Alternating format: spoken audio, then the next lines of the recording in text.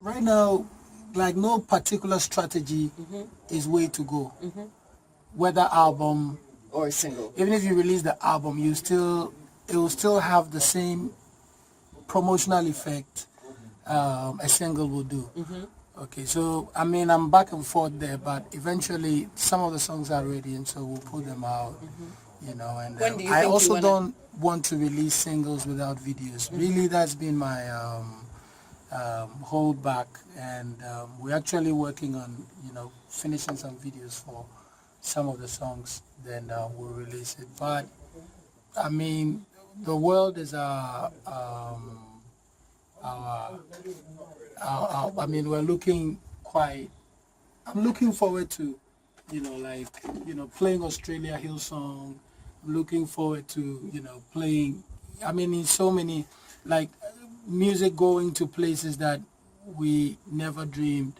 Whilst we were writing the songs on the desk or from our rooms, Right. it will travel that far. Yeah. We pray Apart that- from here, I mean, apart from here, Of which other course. places have you taken your music to outside Ghana?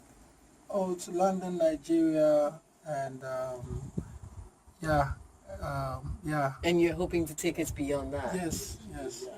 I mean, it's actually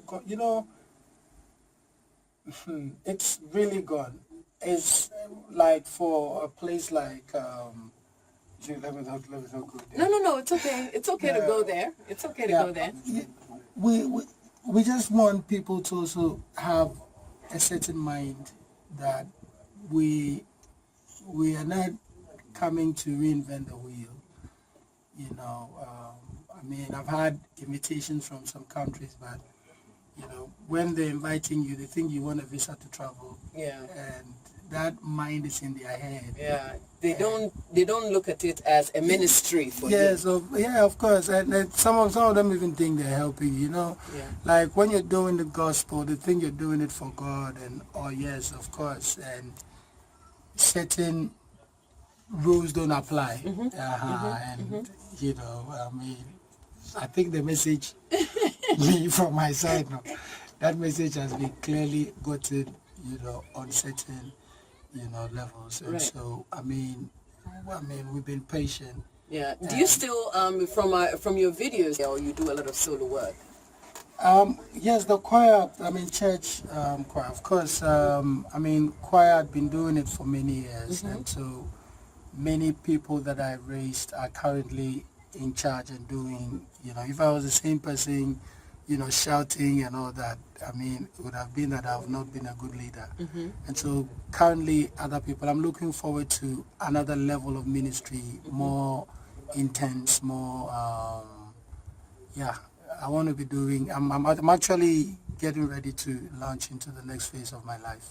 Will that be anything close to taking members of It the would be choir music, and it would be teaching music, them? it would be preaching, it would be teaching, it would be books, it would be a lot of more. Yes, of course, I've conquered a phase of the ministry. I want to take on a more responsible, strong force. I mean, I'll be pushing a lot of young talents and new generational music, and then whilst I'm also doing the same and further. Yeah. Are you hoping to train these people that you teach in the choir, or Yes, just regular church people? Yes, you see, I've always believed that gospel music works better when the church begins to raise the artist from the church. The choir begins to see themselves as such and step up as such. We've seen TD Jakes do it with Potter's House Mass Choir, and currently in Africa, Christ Embassy is also, Sinach is a church in-house raised minister that has broken mainstream. And when it's like that, it's the safest and the best, but prior, the vision for many churches has not been like that. And so most music artists will go through several places, to eventually be established.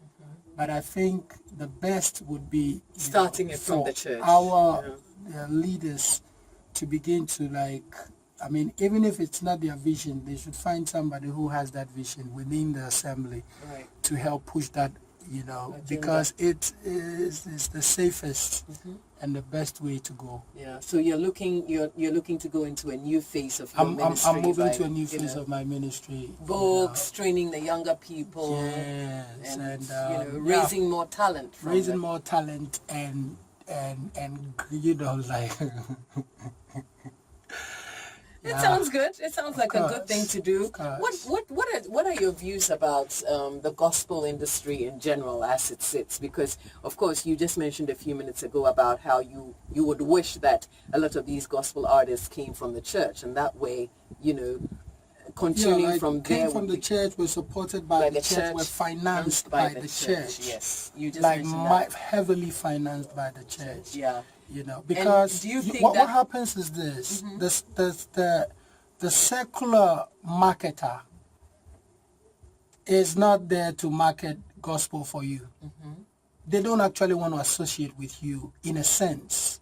It's just recently that people have realized that it gathers a lot of crowd, and so they are putting in money there. But it's really not in pursuit of the original intent or purpose for what the music is for. Yeah. For them, it's for publicity, But when the people who are responsible for it, the church, is pushing it, it's with the purpose, it's with everything else, And you get people writing serious, amazing proposals to, people who don't want to do it. Do you think that our gospel music industry is missing that?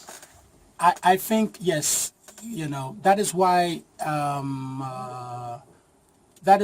it's. I don't think it's where it should be. With the interest of the church and the backing of the church. And the backing of the church, I think that we'll be playing at the level of Integrity and Hillsong now. Right. Hillsong is a church ministry. Darlene Check is a church artist. She's not somebody who, recording studios and became a star. Right. What's her name? What's his name? Israel Houghton, Lakewood, and it's about time that certain leaders, wake up to it, because music will go to places that, yesterday I was watching CNN and I realized that Obama was going somewhere on an island somewhere in the Asian country and I saw Coca-Cola the head cover there. I said, wow, Coca-Cola has traveled this far. And I seriously want my music to have that same Coca-Cola anointing. Yeah, anointing. I like that.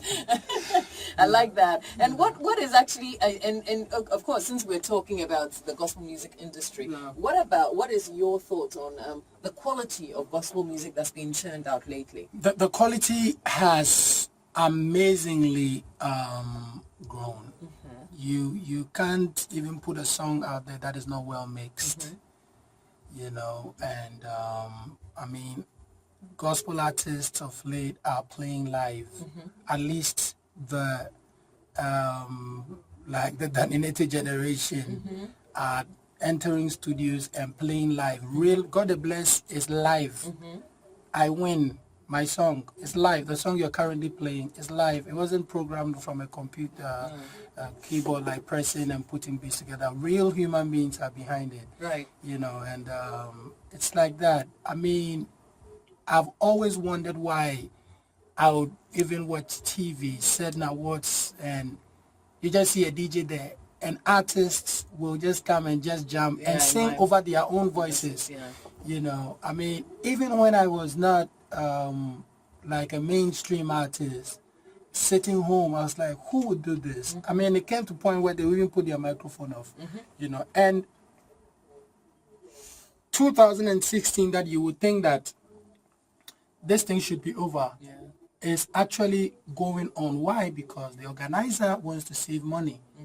And so won't pay the artist enough to bring the artist, And the artist too, is also put in a corner where somebody else will do it without even a DJ on the stage. You understand? You know, so you know, so it's like that. But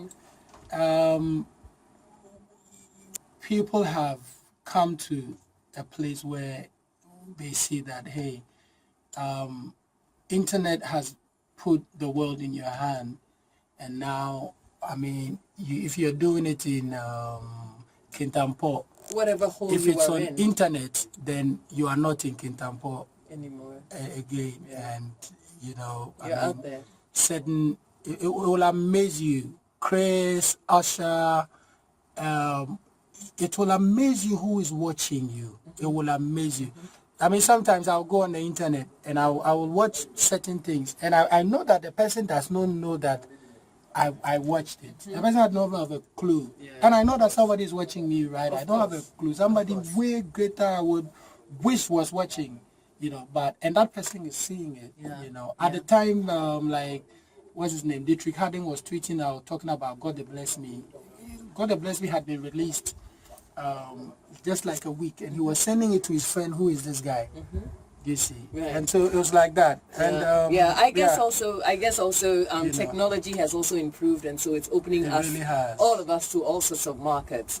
And you have also made mention of several names in the music industry, abroad and locally. If you had the chance to perform or play any or record any nice gospel music with any of the artists anywhere in the world, who would you choose at the top of your head? Fred Hammond. Oh, how nice. Why Fred? Because I'm actually a product of Fred's music. I listen to him. And, he influenced your music growing up. He's a sweet singer, sweet singing, and sweet melody and sweet music composer. I like nice music. I find it difficult singing even my own songs that I don't melodically like. I have some songs like that, you know, and I actually don't. I have several songs that I could have recorded, you know, but I like to be in tune with the melody and make sure that the melodies are nice and sweet, you know, and Fred Hammond really imparted that. Yes. Yeah, good thing. Anyway, 18 minutes to midday already.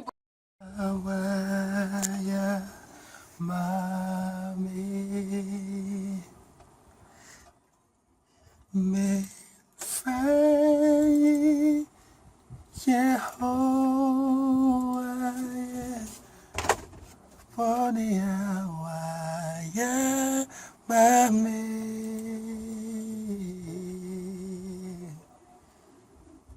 Fanda nasi Ponia wayama